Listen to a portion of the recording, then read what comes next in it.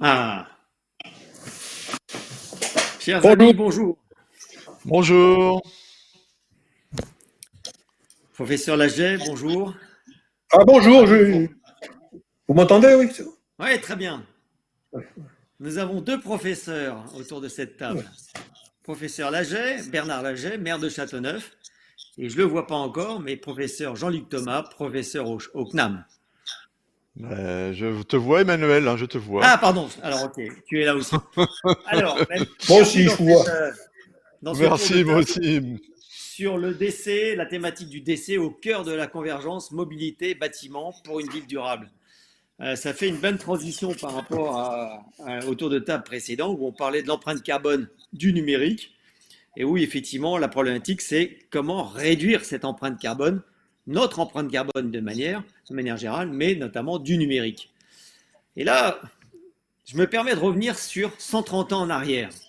Effectivement, il y a 130 ans, le courant alternatif, AC, a été choisi pour l'électrification de New York, suite à la guerre des courants entre Nikola Tesla, pas celui d'aujourd'hui, il y a 130 ans, en faveur du courant alternatif, et Thomas Edison en faveur du courant continu, pour ensuite être imposé progressivement comme standard à l'échelle de la planète.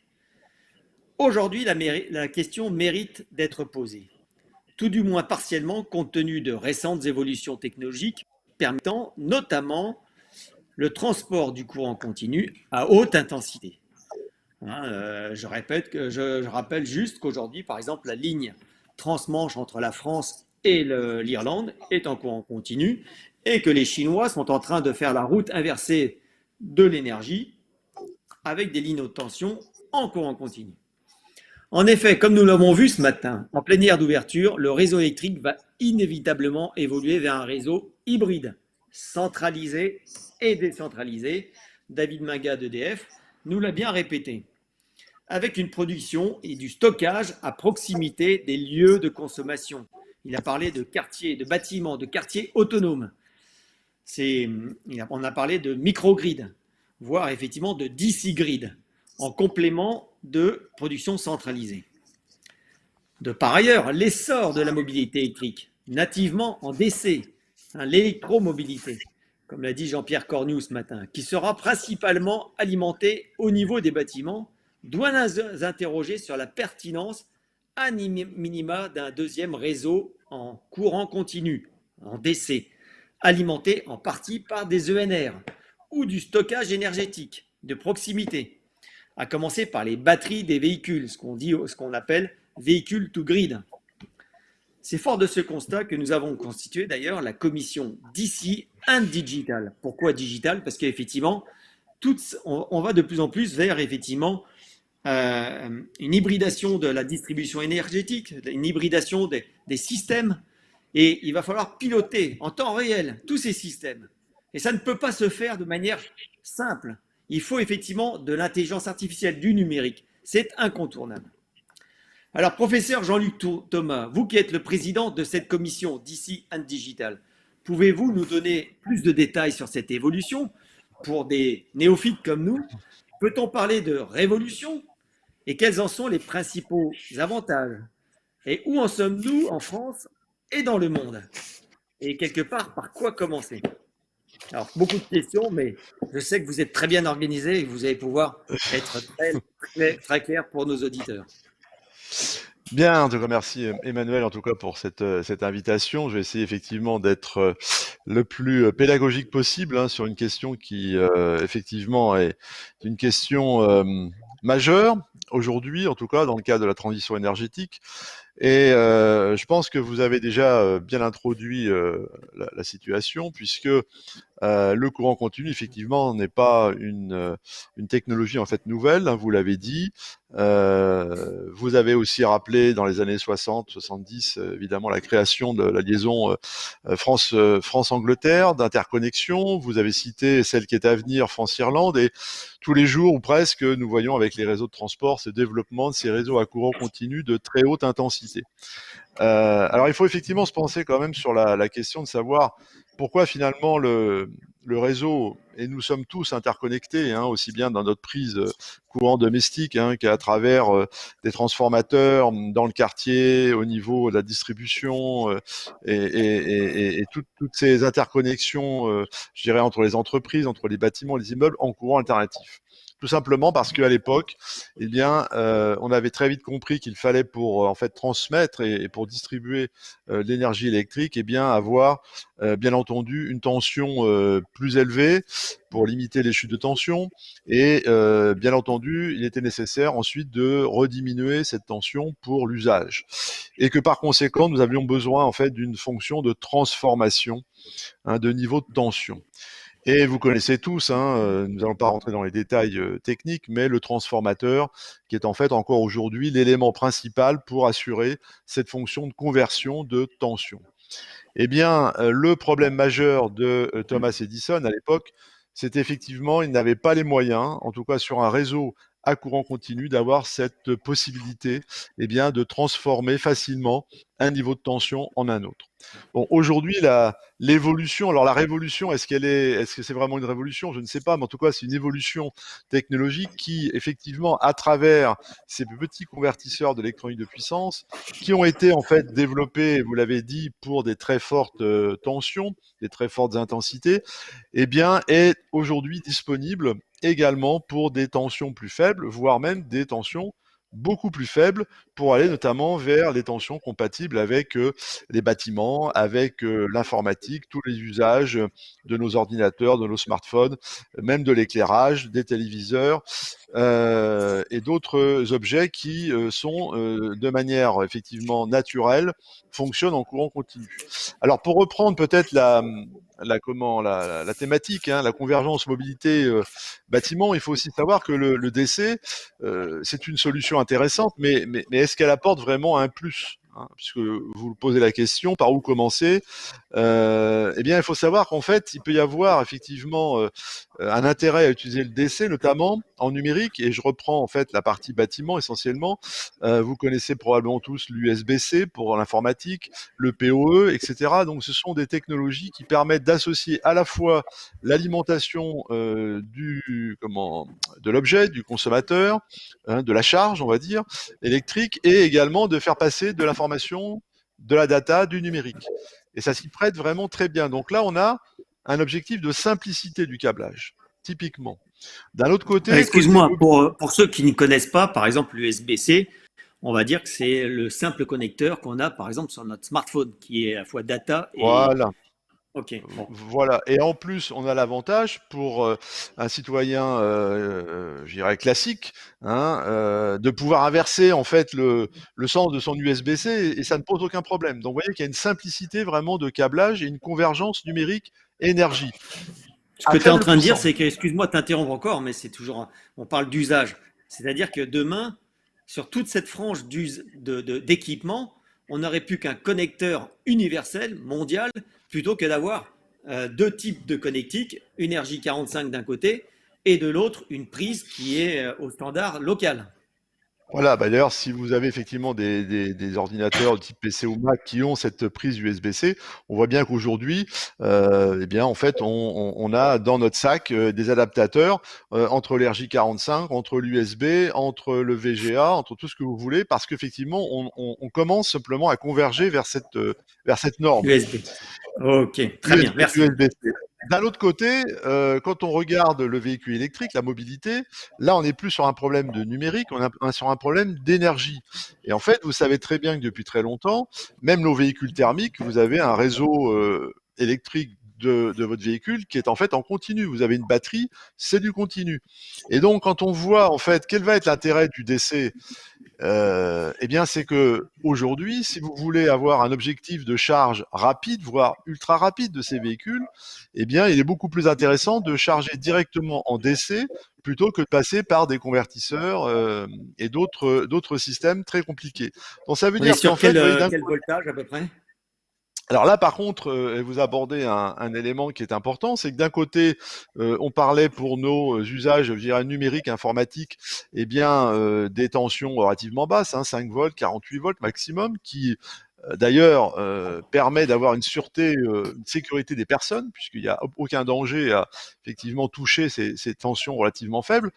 Et en revanche, sur les tensions nécessaires pour fournir en fait des puissances importantes, notamment qui vont être nécessaires pour charger très rapidement nos véhicules en 15 minutes, hein, pour les véhicules les plus performants, eh bien, on est plutôt vers 380 volts DC. Et vous voyez que déjà, on trouve a priori une distinction dans ces fameux problèmes de réseau électrique entre des niveaux de tension qui sont différents en fonction des usages. Je dirais donc pour tout ce qui est mobilité, on est quand même plutôt dans des tensions élevées, qui pourrait d'ailleurs être utile aussi, et vous l'avez dit, pour tout ce qui est production photovoltaïque, pour tout ce qui est lié à l'autoconsommation, tout ce qui est lié en fait au fameux microgrid, interconnexion entre les bâtiments, etc., etc. Et puis d'un autre côté, vous avez des tensions beaucoup plus faibles qui sont nécessaires pour garantir en fait la sécurité des personnes. Et donc vous voyez que une des problématiques majeures aujourd'hui, eh bien, c'est d'arriver à réaliser finalement un transformateur à courant continu qui nous permette finalement de passer assez facilement d'un niveau de tension à un autre. Et est-ce que c'est une révolution? Je ne suis pas sûr. C'est simplement une évolution grâce en fait aux technologies d'électronique de puissance pour aller vers en fait, eh bien, des réseaux qu'on peut appeler IDC. I pour électronique, à la fois numérique, mais aussi électronique au sens électronique de puissance, et des DC grids qui vont nous permettre eh bien, de pouvoir interconnecter Et c'est ça, je pense, que les auditeurs doivent bien comprendre, c'est que vous avez aujourd'hui de nombreuses productions, de sources de production d'énergie renouvelable qui sont intrinsèquement, et ça c'est la nature même des composants, notamment le silicium qui est dans les panneaux photovoltaïques, fournissent par nature du courant continu. D'un autre côté, vous avez les unités de stockage qui, par définition, quel que soit le type de batterie, sont également des systèmes électrochimiques qui fonctionnent en continu. Vous avez également tout ce qu'on voit évidemment dans l'éclairage maintenant pour des raisons évidemment de réduction de consommation, les LED, qui fonctionnent naturellement aussi en continu. Donc on voit bien que l'objectif majeur, et donc ce qui est vraiment important aujourd'hui, stratégique, c'est d'arriver à trouver la meilleure interconnexion entre tous ces éléments, c'est-à-dire depuis les sources de production, énergie renouvelable, également les différents usages, les différentes charges électriques qui sont de plus en plus nombreuses à être nativement en courant continu.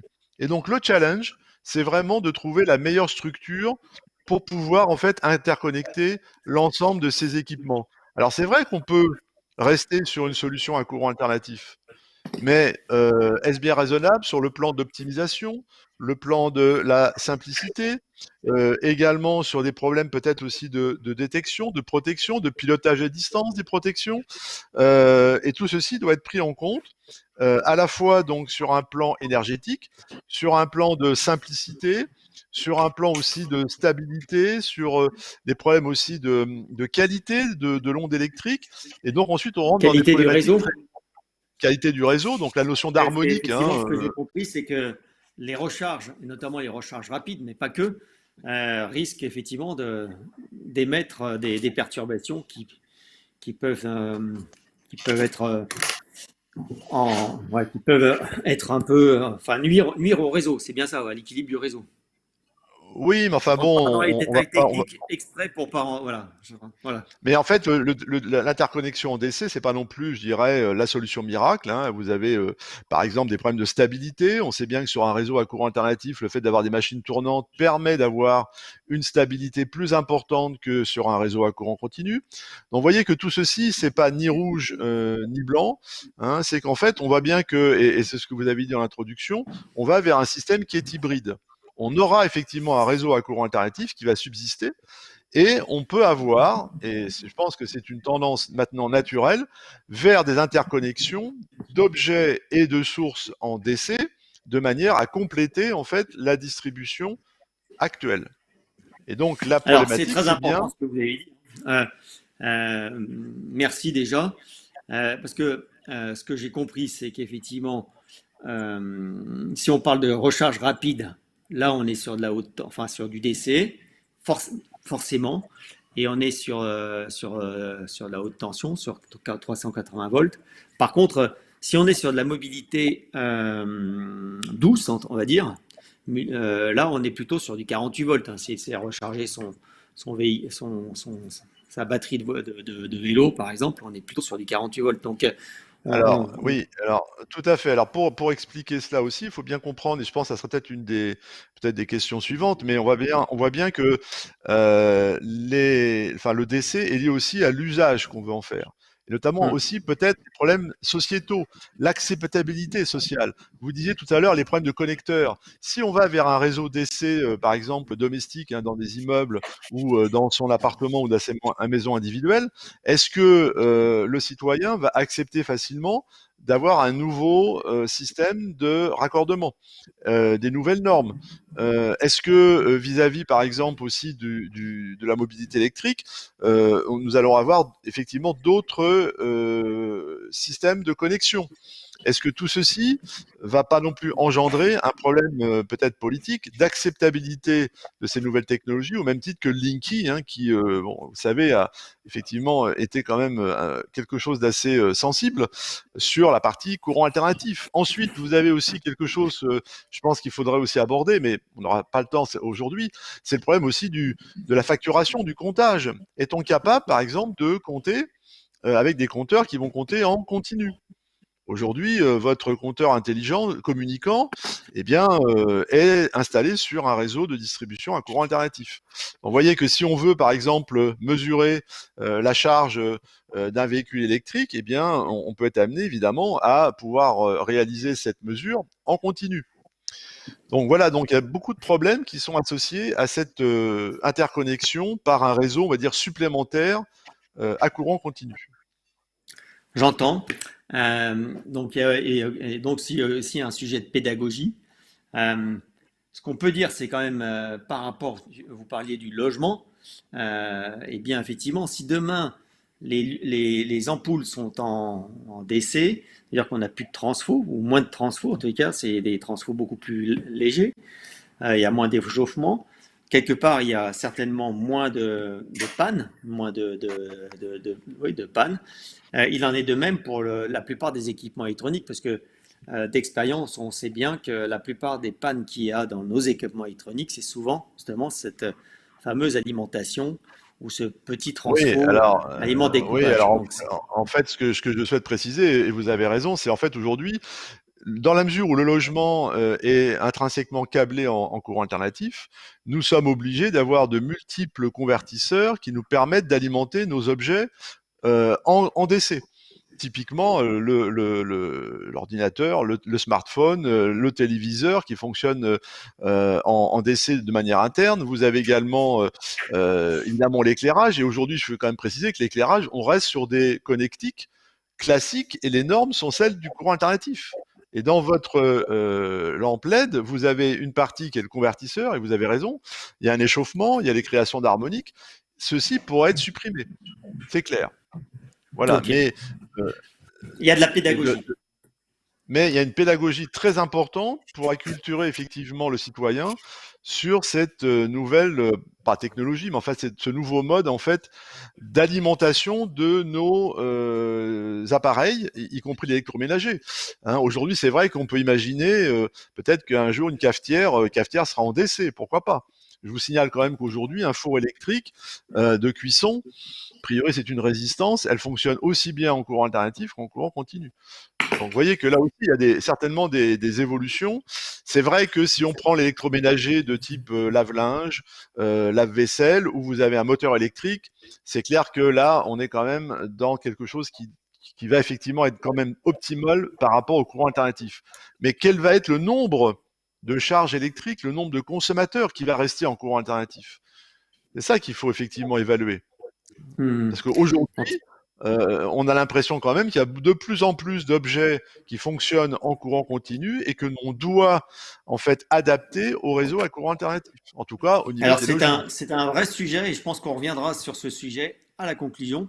Je passe la parole à Bernard Laget. Donc, vous étiez jusqu'à présent encore peu de temps le président du Ciel, syndicat des énergies de Loire, et vous avez été reconduit à la mairie de Châteauneuf dans la Loire. Bravo. Vous êtes convaincu depuis longtemps de la pertinence du décès dans le bâtiment, la ville, et est à l'origine d'une réalisation concrète sur votre commune. Est-ce que vous pouvez nous en parler un petit peu, décrire votre projet et est-ce Ouais. que vous avez d'autres projets à l'étude? Avant d'en arriver là, je vais juste faire un petit point de retour en arrière pour savoir comment on en est arrivé là au niveau de Château. Nous sommes propriétaires d'un château du 19e, construit au milieu du 19e, assez grand, dans lequel, au fil du temps, il y a eu plusieurs types d'activités avec des plateformes pour entreprises, un restaurant, un peu de logement, des salles d'animation, des installations sportives. Tout ça étant par convention ou par loyer, pareil, avec la commune. Donc c'est la commune qui assurait et qui assure toutes les charges liées à l'énergie, que ce soit l'électricité, l'éclairage ou le chauffage. Donc après avoir fait les travaux classiques de rénovation énergétique, on s'est dit que si on voulait diminuer la facture sur le long terme, dans les énergies renouvelables. C'est parti comme ça. Donc on est parti bien évidemment avec ce qui était le plus standard par rapport à ces installations, donc du panneau photovoltaïque sur les toitures. Et il y a 4-5 ans, c'était encore original, ce qu'on appelle des arbres à vent, c'est-à-dire le micro-éolien. qui fait beaucoup de progrès et dont on peut démontrer la tolérabilité auprès de nos concitoyens, vu que le château est dans un grand parc champêtre. Donc tout ça nous a amené à développer donc un modèle autour de l'autoconsommation, mais par rapport à des bâtiments existants, hein, j'entends bien, sur un ensemble qu'on pourrait qualifier de domestique, de taille domestique. On n'est pas là du tout pour traiter un grand quartier ou une grosse installation industrielle. Ça reste quand même de l'ordre d'une très grosse maison ou d'un ensemble de quelques maisons. Donc tout ça nous a amené, bon, ben, évidemment, c'est bien beau de produire des énergies renouvelables, mais on sait bien quelle intermittence, d'où le fait d'en avoir choisi deux, photovoltaïque et micro-éolien. Il faut la stocker, cette énergie. Le premier réflexe, c'est les batteries, mais les batteries, on sait bien que c'est que faire que du tampon, on ne fait jamais du long terme avec les batteries. Et donc, par un jeu de discussion, on est arrivé à l'hydrogène. Donc on s'est mis à produire sur place de l'hydrogène et actuellement on a toutes les gammes de pression de 30 bars à 1000 bars. Donc on peut satisfaire plein de questions liées au rechargement hydrogène, mais ce n'est pas l'objet de la discussion d'aujourd'hui. Et puis cet hydrogène, pour pouvoir la réutiliser, on la déstocke soit dans le cadre du chauffage, la chaleur, avec l'intégration d'innovations autour de l'injection hydrogène dans le brûleur gaz naturel et l'installation de chaudières gaz qui ont été développées par fabricants européens. Bref, mais ce n'est pas l'objet de la discussion d'aujourd'hui. Et évidemment, la reproduction d'électricité en cas de besoin, et comme c'est un ancien bâtiment, eh bien sûr, un alternatif. Donc si je prends toute la chaîne que j'ai décrite, vous imaginez le nombre d'onduleurs qu'on a pour passer du continu au courant alternatif, puis au courant, etc. C'était un peu une aberration. Pour le scientifique que je suis, c'était un peu une aberration. Mais bon, si on voulait faire quelque chose acceptable dans une petite commune et rapidement, on avait été obligé de passer par là. Simplement, moi, ce que j'ai dit aux personnes qui ont conçu l'installation, on dit, bon, mettons des capteurs partout, qu'on puisse mesurer tous les niveaux de la chaîne. Comme ça, le moment venu, on sera capable de faire des modèles, des simulations, que sais-je, tester certaines briques, enlever certaines briques, de manière à avoir un outil qui soit, que dans mon passé professionnel, j'appelais un pilote industriel autour des éoliennes. Voilà un petit peu le cadre général et l'étendue de ce qu'on peut faire avec. Alors, j'en reviens maintenant donc au décès. Effectivement, dans une deuxième opération que la commune est en train de mener, qui était la construction ce coup-ci d'un immeuble en vrai, enfin, un neuf, nouveau, dans lequel on a fait quelques innovations autour de la construction bois et autres, on s'est dit pourquoi ne pas intégrer le décès dès la construction du bâtiment, parce que je partage tout à fait l'analyse du collègue qui m'a précédé. Les LED, ça fonctionne en continu. Les systèmes chaud-froid, les CTA, ça fonctionne en continu. Et pour amener l'électricité, on est obligé d'aller en alternative, donc les systèmes. Et là, on a eu un problème, je dirais, qui à mon avis, n'est pas technique, mais qui est à la fois de l'acceptabilité du décès et surtout d'avoir des entreprises qui soient capables d'installer des dispositifs du genre CTA ou éclairage en utilisant le décès qui est pas tout à fait bien réparti encore ou bien pris en charge au niveau des entreprises. Donc ça, on l'a laissé un peu de côté, mais on ne s'est pas interdit de le faire au moins sur les parties communes. Par contre, il y a un dispositif sur lequel on avait la main complète au niveau de la commune, c'est l'éclairage public. Et donc, on avait un bout d'éclairage public à refaire dans le périmètre du parc du Mollard, du château du Mollard, où est installé tout le dispositif. Et là, effectivement, on s'est dit, ben, tant qu'à faire, autant imaginer que cet éclairage soit desservi directement en décès produit par l'installation dont j'ai parlé tout à l'heure, de manière à pouvoir fonctionner. Alors effectivement, les sources de lumière sont des LED, donc effectivement elles fonctionnent en DC sans problème, mais fallait-il encore régler le problème de l'alimentation de ces sources? Et là encore, on a été obligé de développer un petit outil qui nous est propre, qui est développé par une société locale, qui fait qu'effectivement, les LED, le driver, voilà, ce qu'on appelle, c'est l'équivalent du driver, on a développé un driver qui fonctionne directement en courant continu. Parce que sinon, ce qui était proposé, c'était de transformer le courant continu en courant alternatif pour aller ensuite en pied de luminaire et aller gérer la LED avec les drivers standards. Donc effectivement, ça c'est une expérimentation qui marche, hein, qui est en train d'être finalisée sur une partie de l'éclairage public, qui sera sans doute généralisée, parce que là on a la maîtrise complète de la chaîne, et c'est vrai que ça fonctionne en 48 volts, donc on est en dessous des problèmes de sécurité auxquels tout élu doit être attentif, bien évidemment. Voilà. Et donc ça, là, on pourra dire qu'on a vraiment pu adapter le besoin d'équipement au décès. Sinon, effectivement, pour ce qui est du bâtiment proprement dit, la construction, sur lequel on réfléchit aussi sur d'autres sujets par rapport à Ready to Service, bien évidemment, mais on a été un peu bloqué par rapport au timing, par rapport au planning, si vous voulez, pour faire le saut complet et aller alimenter, par exemple, tous les groupes chaud-froid. Il y a 15 logements, donc chacun a son groupe chaud-froid, électrique, bien sûr, parce que comme on produisait l'électricité, donc l'électricité, on part du principe qu'elle ne va pas nous coûter trop cher, ou en tout cas, on sait comment l'amortir, avec des systèmes d'autoconsommation mis en place, bien sûr. Mais on n'a pas été jusqu'au bout, parce que je vous dis que c'était un peu limite par rapport aux normes, par rapport par rapport aux entreprises qui étaient capables. Mais, cela dit, si j'en refais un deuxième, on pourra peut-être y aller. Mais c'est vrai que c'est en train d'évoluer aujourd'hui. Je pense que là, récemment, j'ai vu des ballons d'eau chaude qui pouvaient fonctionner en courant continu avec beaucoup d'efficience. Des radiateurs électriques à Grenoble avec la société Lancet qui sont effectivement également en courant continu avec du stockage. Donc, on voit que c'est en train d'évoluer. Moi, j'ai encore une petite question, si vous pouvez répondre là. Est-ce qu'on pourrait, pour les auditeurs, est-ce que vous pourriez dire à peu près quel gain vous avez en ayant justement, en étant en courant continu par rapport à de l'AC de manière constante? Parce que là, ce qu'on comprend, c'est que vous évitez cette double conversion. Donc, grosso modo, on n'est pas à quelques pourcentages près, mais grosso modo, vous l'évalueriez à combien? Si j'ai bien compris, ce qu'on me dit, c'est qu'un onduleur, un taux de rendement d'un onduleur, c'est 95%. Peut-être allez-vous me détromper. Donc, si on partait de notre stockage, donc notre stockage, c'est-à-dire quand on déstocke, excusez-moi, quand on déstocke notre hydrogène, c'est avec une pile à combustible, sort du courant à 48 volts.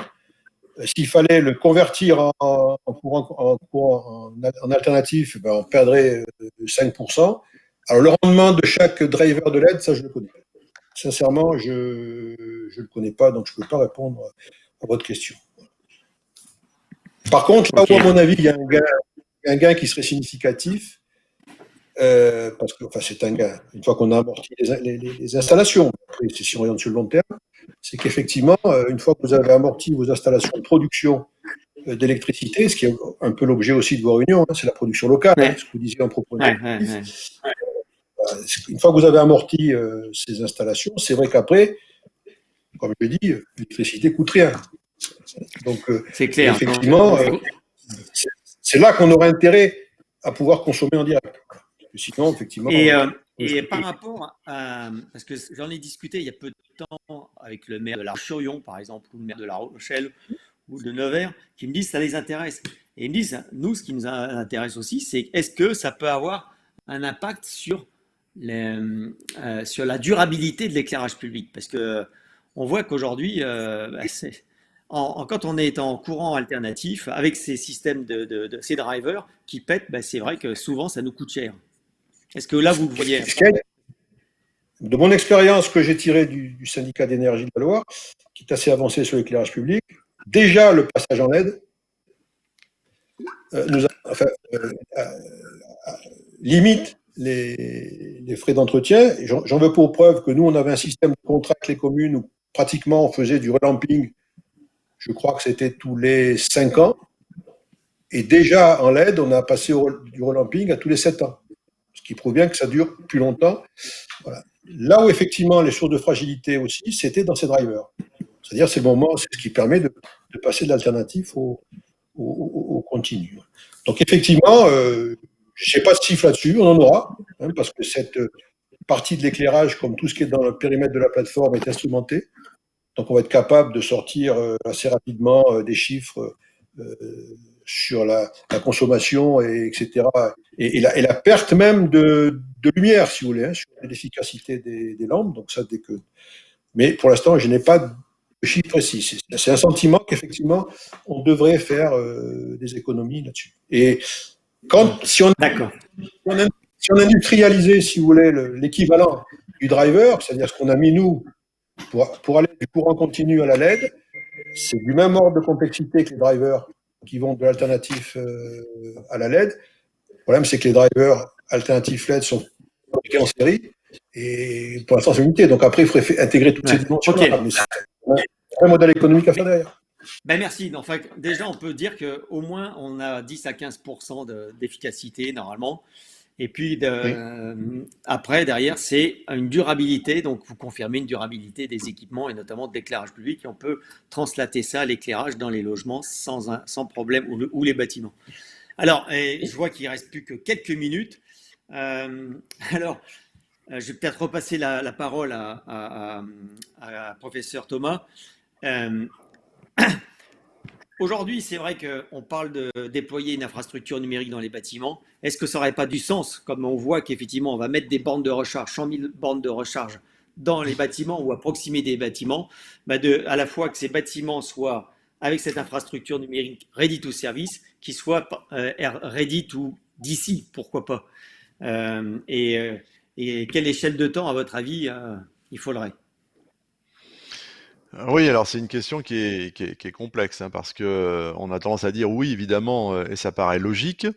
Il faut pas oublier quand même que à un moment donné, nous avons quand même des problèmes aussi de protection, donc sur ces réseaux de tension plus élevée que le 48 volts qui nous a été proposé effectivement au niveau de l'éclairage. Donc ça suppose de regarder, notamment si on prend des immeubles, des colonnes montantes, si on prend des copropriétés avec donc des tensions importantes pour pouvoir charger rapidement des véhicules électriques. Eh bien, c'est vrai que là, les aspects protection, les aspects normes de protection, type de protection, à la fois donc du réseau, mais aussi des personnes, va se poser.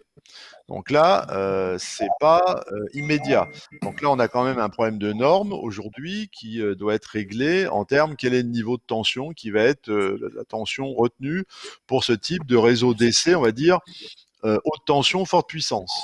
Mais là, on avance quand même pas mal parce que aux Pays-Bas, par exemple, il y a déjà un bâtiment tertiaire qui est en 380 colonnes montantes, 48 volts. Oui, vous et on avez voit même qu'en Chine, il y a un bâtiment de 8000 mètres carrés qui est en DC. Donc, en fait, il y a quand même déjà plus que des proof of concept qui existent. Absolument, et même en Allemagne, on peut trouver, c'est au niveau des sites universitaires, même des interconnexions entre les bâtiments en 5 kV à courant continu. Donc ça existe. Bon, alors effectivement, c'est le début. Est-ce qu'il n'y aurait pas, parce que là, je vois que le temps passe, est-ce qu'il n'y aurait pas quand même aujourd'hui, parce qu'en fait, on se rend compte, et je pense que vous êtes deux professeurs, on se rend compte qu'il y a un enjeu stratégique, un enjeu qui peut être même national. Aujourd'hui, en France, on a des leaders dans la construction électrique, des leaders dans la distribution électrique, des leaders dans la distribution électrique, et quelque part, on n'en parle pas trop de ce courant continu. Alors qu'on en parle en Californie, on en parle en Allemagne, on en parle en Chine, on en parle au Japon. Oui. Donc, est-ce qu'on n'a pas intérêt aujourd'hui, au niveau politique, de dire il faut mettre un plan sur le courant continu, au même titre qu'il y a un plan sur l'hydrogène? Je vous écoute. Si je peux me permettre sur ce sujet-là, effectivement, qui est politique au sens fort du terme, qui, à mon avis, est quand même lié au mot se donner ou qu'on veut utiliser pour tout ce qui est ces questions énergétiques. Autant dans le numérique, par principe même, si vous voulez, de l'évolution de l'outil, qu'on est venu très rapidement dans la notion de boucle locale, c'est-à-dire qu'on sait bien qu'un système numérique et informatique, c'est des architectures centralisées, décentralisées, le mot est tout à l'heure, etc. Le problème qu'on a dans l'énergie, dans l'organisation qu'on a sur le territoire, avec un certain nombre de leaders, heureusement qu'ils sont là, parce que sinon on n'y arriverait pas, c'est qu'on est dans un modèle extrêmement pyramidal. Et on voit bien déjà les difficultés au niveau des énergies renouvelables, dans le problème de l'injection. On sait bien qu'il y a eu des difficultés là-dessus, avec d'EDF et sur ces questions-là. Et je pense qu'effectivement, une des questions qui est liée à cette mutation, on va dire, entre le courant continu qui vient plus facilement des énergies renouvelables, etc., c'est qu'il faudrait qu'on ait une forme délocalisée, une forme de boucle locale pour les énergies qu'on n'a pas encore dans l'ère du temps de toutes nos structures, de tous nos régulateurs. Hein, etc. J'en ai parlé il n'y a pas très longtemps avec des gens de la Creux. C'est clair que bon, ils comprennent pas trop, quoi, voilà.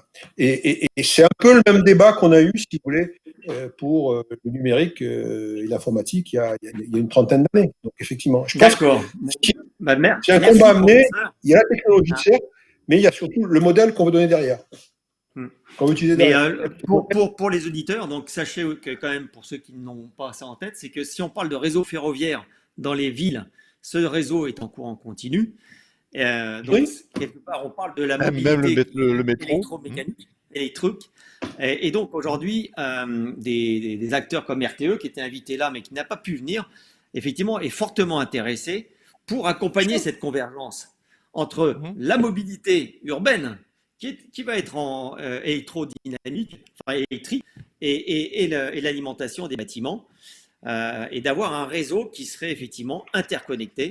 Donc en fait, on ouvre la page et c'est aujourd'hui qu'on ouvre cette page. Et ce que j'espère, c'est que demain, des maires de villes comme, pourquoi pas Nevers, comme la Châteauneuf ou La Roche-sur-Yon ou d'autres, peuvent être effectivement les premiers à pouvoir réaliser ces projets.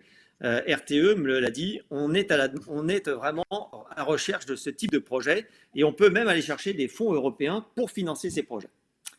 Merci. Je rajouterais juste un tout petit point, c'est que comme vous parliez de la mobilité électrique, et c'est des projets qui sont à mon avis très intéressants pour les villes, n'oubliez pas quand même que les batteries de seconde vie vont pourraient être utilisées. Donc notamment pour l'autoconsommation. Et donc tout ceci fonctionne. Oui, c'est exactement ce que fait l'ANCE, là, c'est ce que je parlais. Ouais, absolument, pour le choix. Donc c'est fondamental, là aussi par rapport au stockage, même par rapport à l'environnemental recyclage des batteries, tout ceci en fait c'est du continu, c'est lié au continu. Donc je pense qu'il y a vraiment une action politique très forte à mener pour aller effectivement vers du continu au niveau des nanogrids, donc les grids, les réseaux qui sont dans les bâtiments, mais aussi les microgrids qui sont interbâtiments. Et là, je pense qu'en intégrant l'éclairage public, la mobilité, les réseaux ferrés urbains, etc., et je pense que ça serait totalement cohérent. Voilà. Merci. Et avec le réseau îlotage qu'on a mis, dont je viens de parler, qu'on a mis en place à Châteauneuf, dans la mesure où tout est paramétrable et instrumenté, on a effectivement un pilote qui permettrait, et j'ai plusieurs collègues qui commencent à venir me voir, des élus, pour dire, bon alors, comment je peux éventuellement reprendre tel ou tel segment sur ma commune? Et c'est ouvert. Donc je fais un appel à qui veut venir. Ok, bah écoutez, on y va. On écrit l'histoire ensemble avec vous. Merci. Et bonne après-midi. Merci. Merci beaucoup. Merci. Merci beaucoup. Au revoir. Merci beaucoup. Au revoir. Au revoir.